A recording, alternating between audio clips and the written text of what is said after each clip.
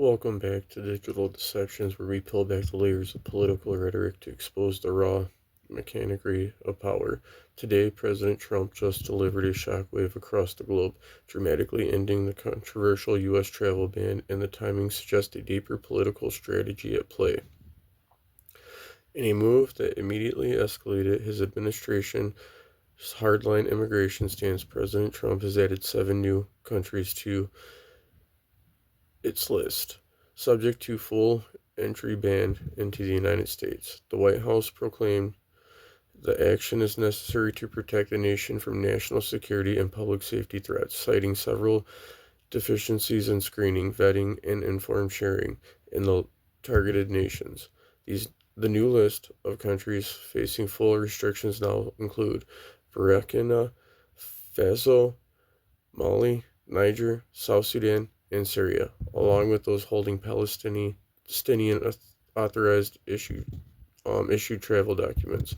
The full ban was also extended to Laos and Sierra Leone, which were previously only under partial restrictions. The expansive new decree is set to go into effect January 1st. But here's where the deception comes in. This ban, particularly concerning Syria, exposes a stunning hypocrisy in U.S. foreign policy. Last month, President Trump was seen backing new Syrian President Ahmed al-Shara, the rebel leader who recently ousted Bashar al-Assad and has been attempting to rebrand himself on the global stage. Yet, despite this newfound diplomatic support extended to a man who until very recently was sanctioned by Washington and as a foreign terrorist, the administration has now slapped a comprehensive travel ban on all Syrian citizens. The White House cites visa overstay rates and a lack of central authority for issuing documents in the war-ravaged nation. However, the timing suggests this policy is less about long-term stability and more about immediate political retaliation. This move comes just days after the U.S. military lost 2 soldiers and a civilian interpreter in Syria to a suspected ISIS attack, promoting a vow of very serious retaliation from the president. This is not an isolated event. This expanded ban is the newest weapon in President Trump's escalating post-election immigration crackdown. Since his return to office, the administration has aggressively prioritized enforcement at the border and domestically. The proclamation lands hard on the heels of a deadly incident in Washington last month where 2 National Guard members were killed by an Afghan national who entered the country through a resettlement program. This event has been weaponized by the administration to fuel a narrative that vetting processes are insufficient. In fact, the day after the shooting, the president vowed to permanently pause on immigration from all third world countries. This newly expanded travel ban appears to be the policy mechanism designed to deliver on that political promise. This policy is framed as a national security measure, but the evidence shows a direct link between political events and domestic incidences and calculated foreign policy contradictions. When you see a full travel ban issued on a country whose new leader, the White House just recently praised, you are witnessing a political tool being leveraged, not a consistent security strategy. The ban on all 7 newly affected countries will begin on January 1st. We'll continue to track the domestic and international fallout right here on Digital Deceptions. Please remember to like, subscribe, and share.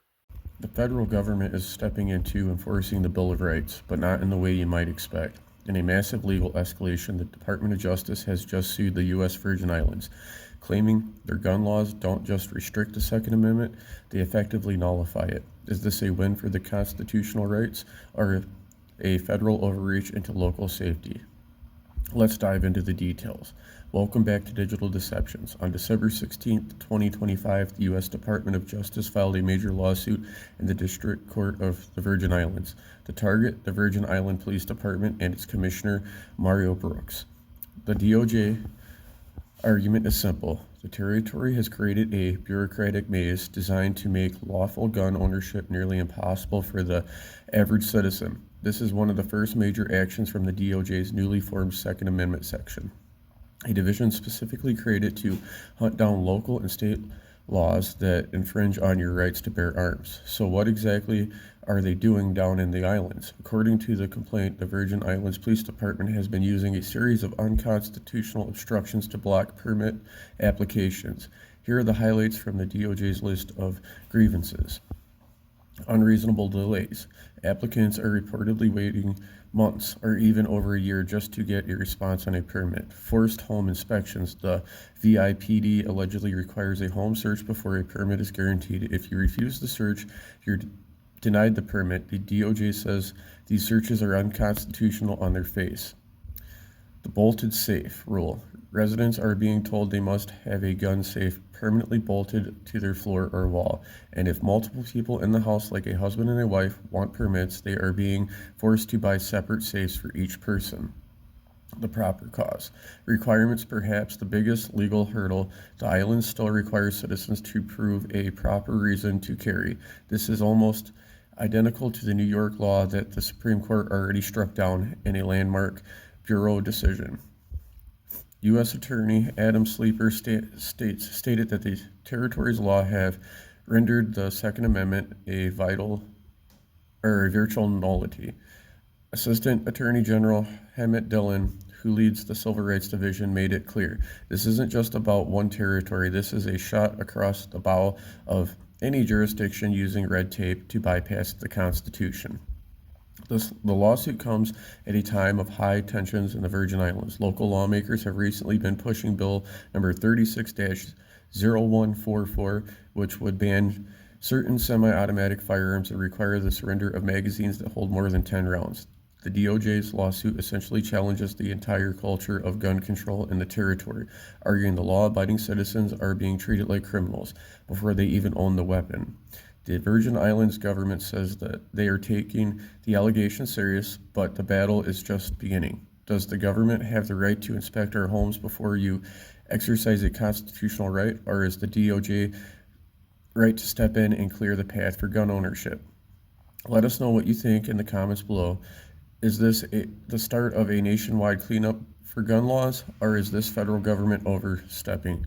Don't forget to like, subscribe, and share.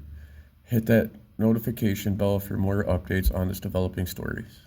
This is Digital Deceptions. Stay informed, stay alert. Welcome back to Digital Deceptions. Today, a massive development in the ongoing political and legal firestorm surrounding former special counsel Jack Smith and President Donald Trump.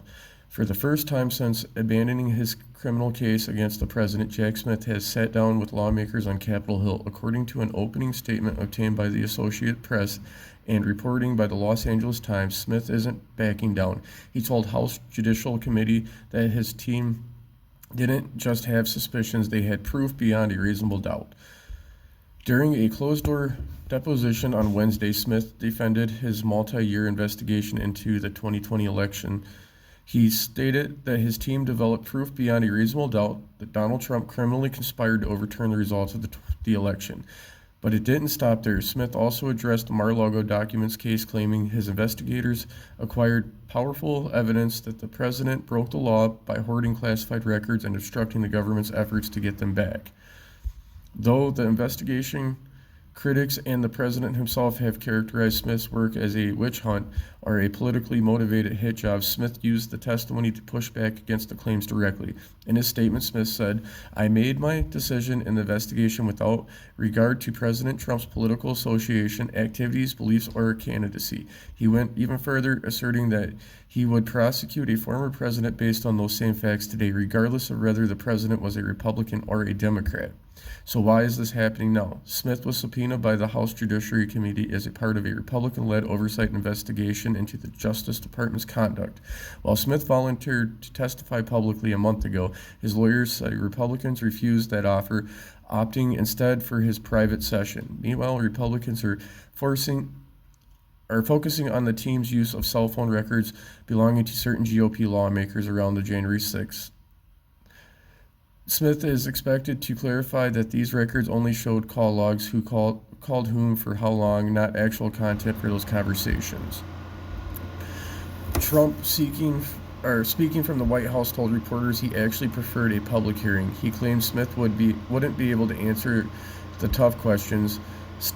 No way he could answer those questions. As of now, the criminal case is officially over, abandoned by Smith after the 2024 election due to DOJ policy that prevents a sitting president from being indicted. But as this testimony shows, the battle over legality of these investigation is just beginning. Is this proof beyond reasonable doubt a real legal reality, or is this just a final stand of a former prosecutor? Let us know what you think in the comments below. Is Jack Smith a career prosecutor following the law, or is he part of the political theater? I'm your host for Digital Deceptions. Don't forget to hit the like button and subscribe for the latest deep dives into stories that mainstream media is buzzing about. We'll see you on the next one. A decorated former U.S. soldier, a secret plan to overthrow a foreign government, and a cold-blooded double murder on American soil. This sounds like a plot of a high-stake thriller, but for one Florida couple, it was a deadly reality. Tonight on Digital Deceptions, we're breaking down the sentencing of Craig Lang, a man who traded his uniform for the life of a mercenary and will now spend the rest of his days behind bars. The story begins in April 2018 in Estro, Florida. Surfin' Danny Lorenzo and his wife Dana thought they were meeting a seller to buy guns they'd seen on the website Arms List. They've arrived with $3,000 in cash, hoping for a simple transaction. Instead, they were lured into a lethal ambush. Craig Lane and his accomplice, fellow ex-soldier Alex Zulfrold, didn't want to sell guns. They wanted the money. The couple was shot multiple times and left for dead in a parking lot, but the motive behind the $3,000 robbery is what makes this case truly bizarre. Lang wasn't just a common thief, he was an extremist looking to fund a private war. Lang and Zulfor had previously fought as volunteers in Ukraine against Russian separatists, but their next target, Venezuela. The $3,000 stolen from the Lorenzo was meant to fund their travel to South America, where they'd planned to join a paramilitary group to fight the government of Nicolas Maduro. They were willing to execute 2 innocent Americans just to buy plane tickets to a foreign conflict zone. Following the murders, Lang fled the country. He actually returned to Ukraine, where he managed to evade U.S. justice for years, but claiming he was a patriot defending Ukrainian sovereignty, he fought along complex legal battles against extradition. But in May 2024, the law finally caught up with him.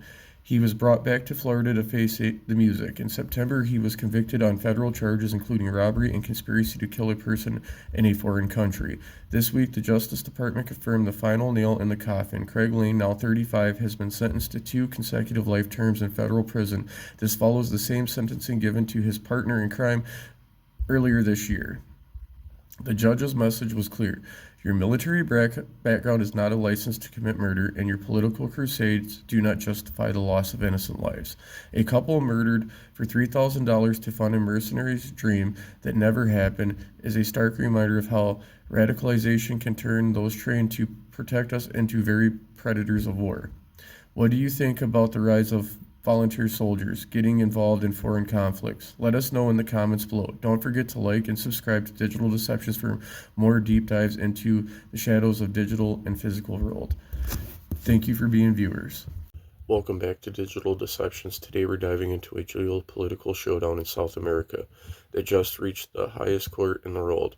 The United Nations top court, the International Court of Justice, has officially stepped into the escalating border dispute between Venezuela and Ghana. The stakes, a massive resource-rich territory, and the potential for regional conflict. At the heart of the battle is the Escalabro region. It's larger than Greece and packed with gold, minerals, and massive offshore oil reserves. Venezuela has claimed this land as its own since the Spanish colonial era, disputing a border drawn back in 1899 when Ghana was still a British colony. Fast forward to today, The tensions have hit a boiling point. Venezuela President Nicolas Maduro called for a massive national referendum to ask citizens if they should essentially annex the region and grant Venezuelan citizenship to the residents. Ghana saw this as a textbook example of annexation and ran to the UN for help. The ruling just came down. The International Court of Justice has ordered Venezuela to refrain from any action that would alter Ghana's control over the territory. The court's president, John Dung, stated there is a real and imminent risk of irreparable harm to Ghana's rights. But here's the kicker. While the court barred Venezuela from changing the situation on the ground, they didn't exactly ban the referendum itself. In a classic case of diplomatic spin, on both sides are claiming victory.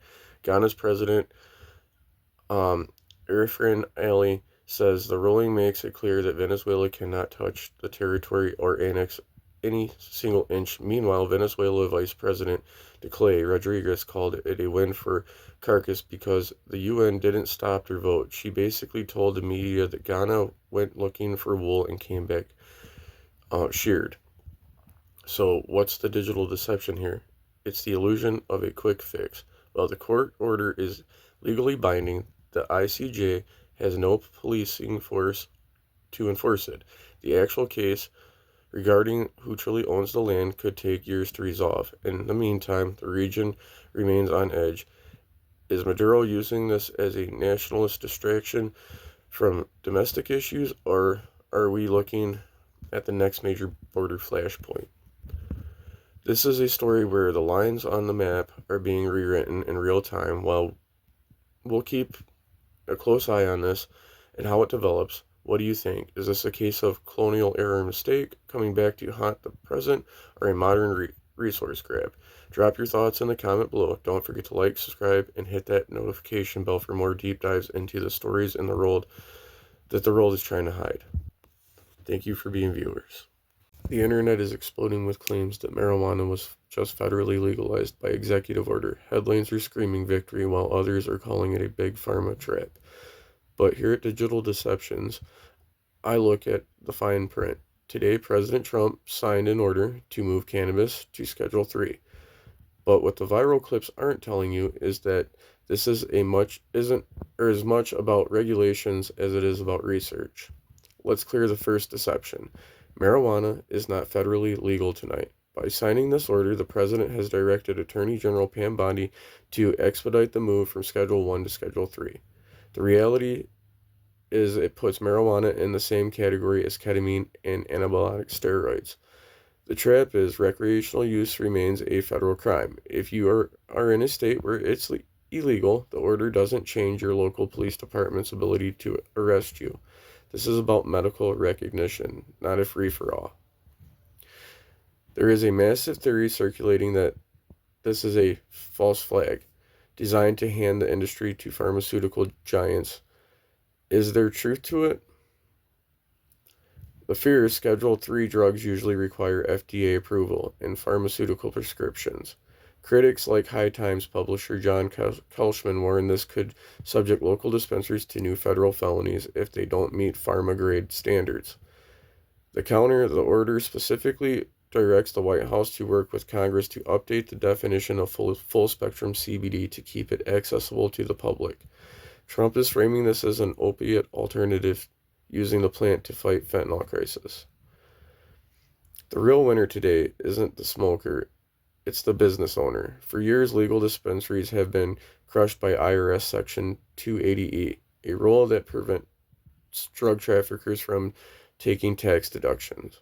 Because of today's order, that tax burden is effectively vaporized. We're also seeing a first-of-its-kind Medicare pilot program.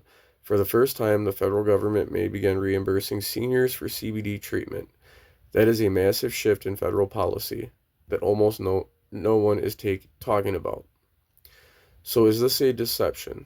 The legalization headlines? Yes. The medical revolution? Maybe. The government isn't setting the plant free. They are bringing it under federal control so they can tax it, regulate it, and study it.